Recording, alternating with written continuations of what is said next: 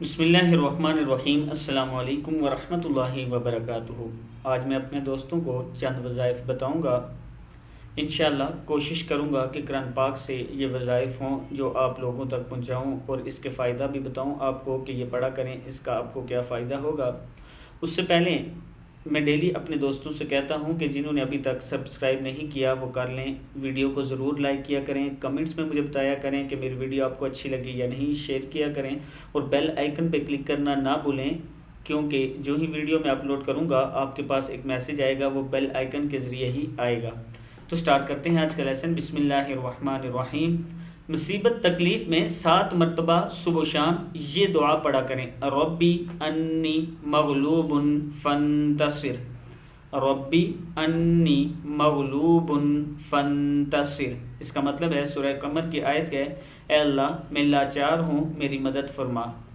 حفاظت، نگرانی، دشمن کے خوف سے، کسی بلا مصیبت کے ازالے کے لیے 11 مرتبہ یہ دعا پڑھا کریں۔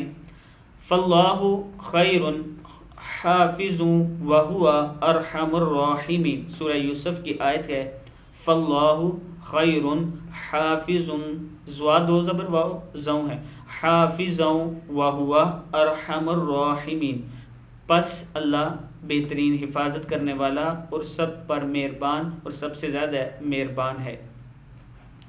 گناہوں کی بخشش کے لیے فجر و عصر کی نماز کے بعد 3 مرتبہ یہ پڑھا کریں، استغفر اللہ الذی لا الہ الا هو الحی القیوم واتوب الیہ۔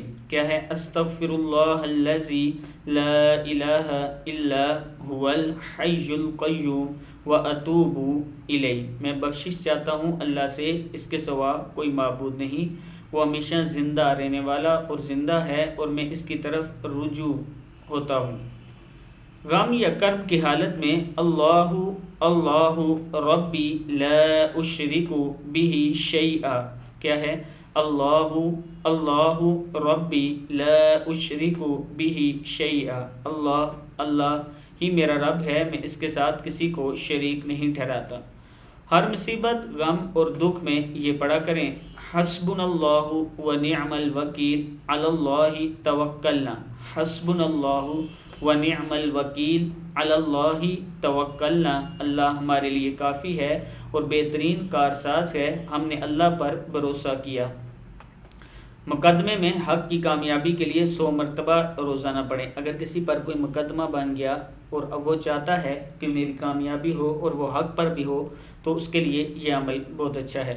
100 مرتبہ آپ نے کیا پڑھنا ہے؟ وَأُفَوِّضُ أَمْرِي إِلَى اللَّهِ إِنَّ اللَّهَ بَصِيرٌ بِالْعِبَادِ، وَأُفَوِّضُ أَمْرِي إِلَى اللَّهِ إِنَّ اللَّهَ بَصِيرٌ بِالْعِبَادِ، اور میں اپنے تمام کام اللہ پر چھوڑتا ہوں، یقیناً اللہ سب بندوں کا نگہبان ہے۔